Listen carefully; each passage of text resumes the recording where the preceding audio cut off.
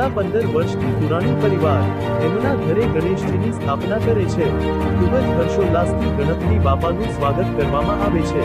10 દિવસ બાપાને આરતી, વંદન, અંતે ભોગ આપવામાં આવે છે.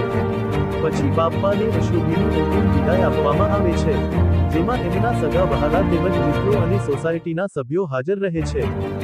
Bureau report, Surat.